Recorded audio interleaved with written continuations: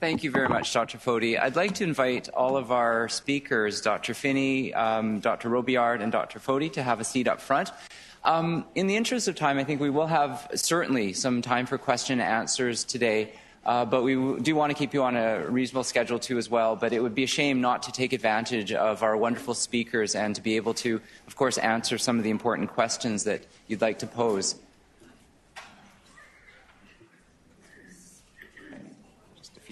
Here. Okay. Well, maybe I can start off with maybe a question for Dr. Robillard.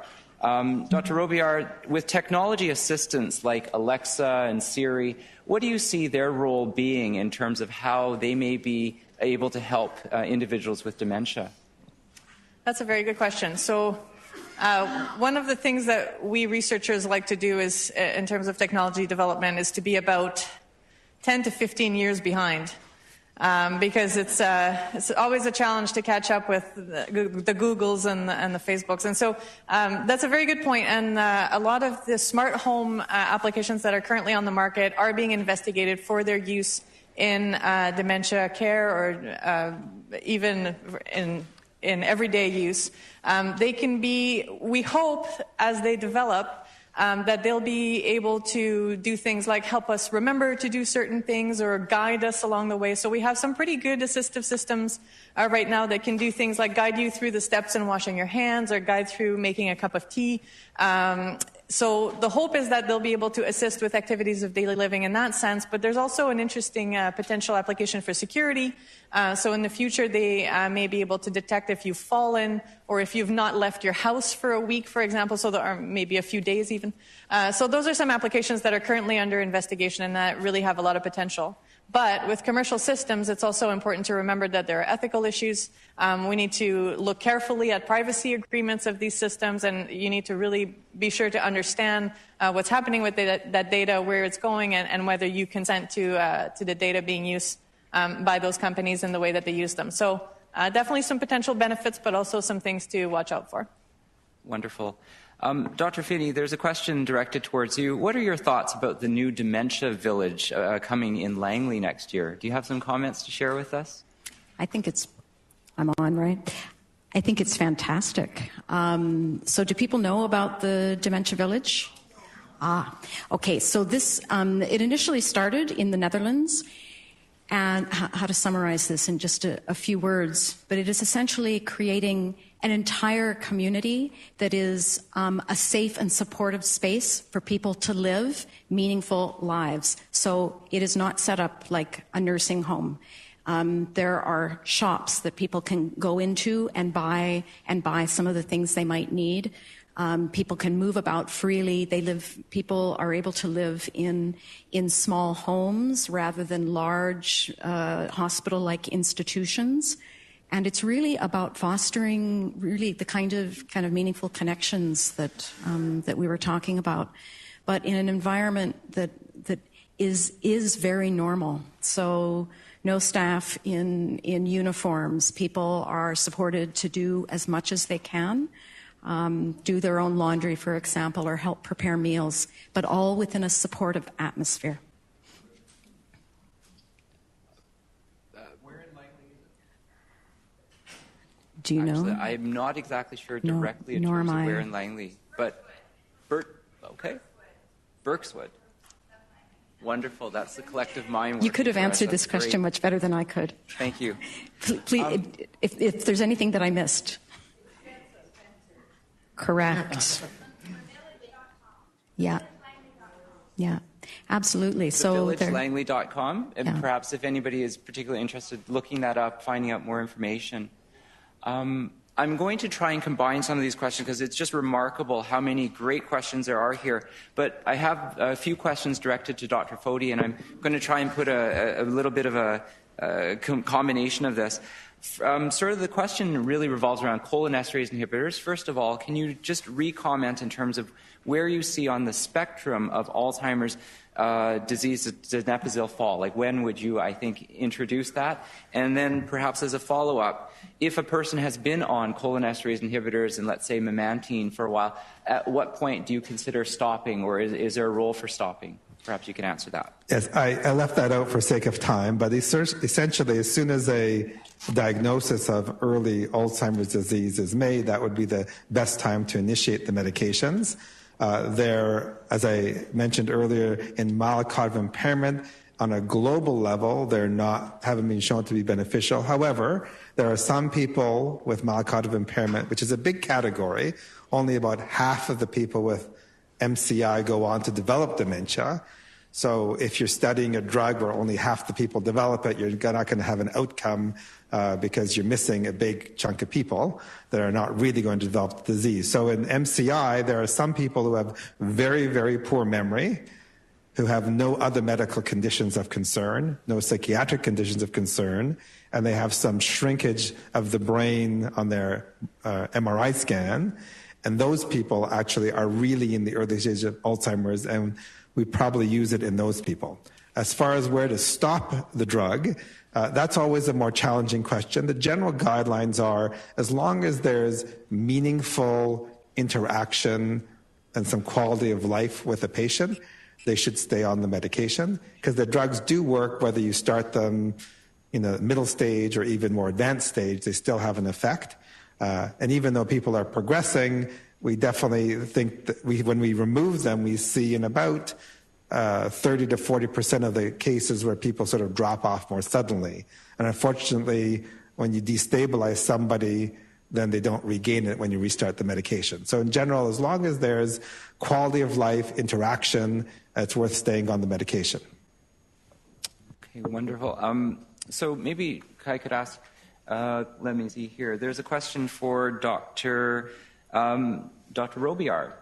So let me just see here. So Dr. Robillard, could you comment in terms of things like technologies about television or other technologies that are maybe more familiar to a certain generation, and how that might be a useful tool to incorporate in caring for people with dementia? Yeah, that's a great question. So I sort of mentioned a little bit, I speak very fast, and so I don't blame you if it was in passing. But one of the things we want to encourage our technology developers to do is to use existing technologies that people know how to use already, and to embed novel applications in these technologies. And television is a great example for that. And increasingly we have these smart televisions that can do pretty much everything short of cooking dinner. And so we are really encouraging technology developers to use interfaces that people already know. And it goes beyond existing technologies. We're also encouraging people to use things like clocks and phones and even mirrors. So now we are doing some really great things with mirrors in terms of when you wake up in the morning, you go into the washroom, here's a mirror, and this is a great opportunity to put reminders or to put different functions embedded in tools that everyone can use. With technologies like television, we have to be careful, and this is something that I always want to bring attention to. We have to be careful that we don't encourage adoption of a technology beyond what is going to be helpful, what is going to be beneficial. So we don't want to make a game or a computer or a television application that will lead you to be in front of your television for 10 hours a day. That is not the goal. The more important thing for you to do is to go outside for that walk and to go play card games with your friends. So we always have to remember that. And I think sometimes some of the emerging technologies without regulation are designed to be addictive by harnessing knowledge about the brain, and we're sort of really going into that direction. So we have to be careful when using technologies that already exist, that we don't encourage too much enjoyment of that technology, but definitely possible to embed useful applications in tools that people readily use. Perhaps a related question to that. Somebody asked about the use of virtual reality in terms of this, and how you see that as a potential therapy for dementia. Yeah, virtual reality is really up and coming and has a lot of application areas for people with dementia and their caregivers. And I think one of the most striking, useful, amazing uses of virtual reality in this realm right now that I know of, and I obviously don't know of all of them, has been done by the Australian Alzheimer's Society, where they developed a VR system that allows you to experience what it's like to have dementia. And so it's sort of an interesting approach that they've taken, and they've used that, and They travel around with their system as a tool to raise awareness, of course, to raise funds, as I'm sure you can imagine. So there are really interesting things we can do now and potentially even greater application areas in the future. There are limitations with VR tools right now. Some people, depending on the system that you're using, some people experience nausea as a result of being, so we don't want to be too enthusiastic, but there's certainly really interesting application areas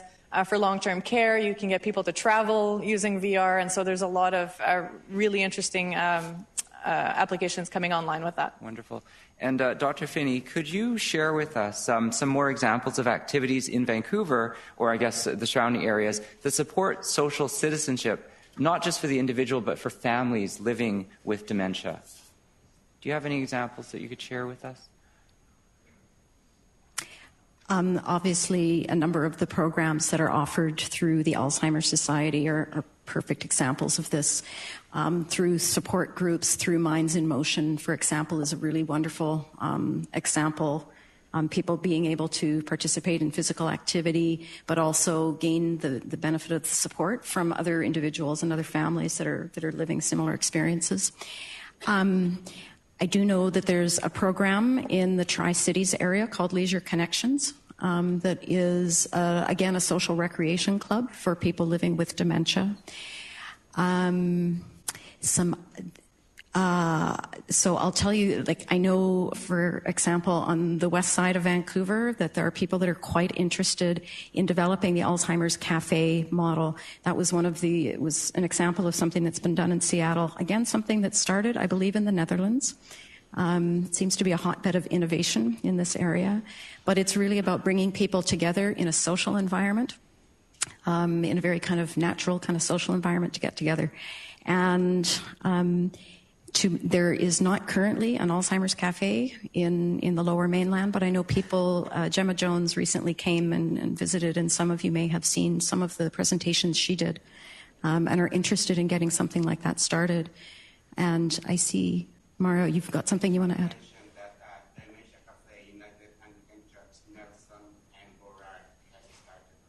At Nelson and Burrard? Nelson and Burrard Dementia Cafe has been started. There you go. Excellent. Thank you. So it's a great question. That's partly why we're doing the research, to figure out because we know it's happening, and I don't have the answer about where these are. We need to figure out how to get people connected so we can all know. So a question for Dr. Foti.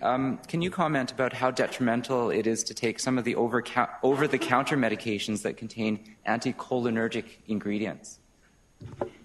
Yeah, that's a very excellent question, and one of the first things that we look at when people come complaining of memory problems is looking at the combination of medications that are taken, because there are a number of medicines, some that are very well recognized to have that block acetylcholine, some of the antidepressant medications, some of the bladder incontinence medications are particular culprits. Plus, there's also some literature looking at groups of other medications. You know, you put 2 or 3 of them together and it actually makes quite a difference. So there's certainly, particularly in the geriatrics world, I mean, Dr. Lee, expert in this, is looking at those medications, looking at the anticholinergic load, and there's good evidence that reducing those can improve cognitive function in people who are experiencing memory symptoms. So, you know, unfortunately, I have here literally about 40 other very good questions to answer, but in the interest of, I think, respecting all of your time this morning, I think we'll have to probably end the question and answer period there. But perhaps we can discuss things and see what we could do potentially to see if some of these questions can be answered and there can be a way to get some of that information back to you. So these are very important. We certainly appreciate your input.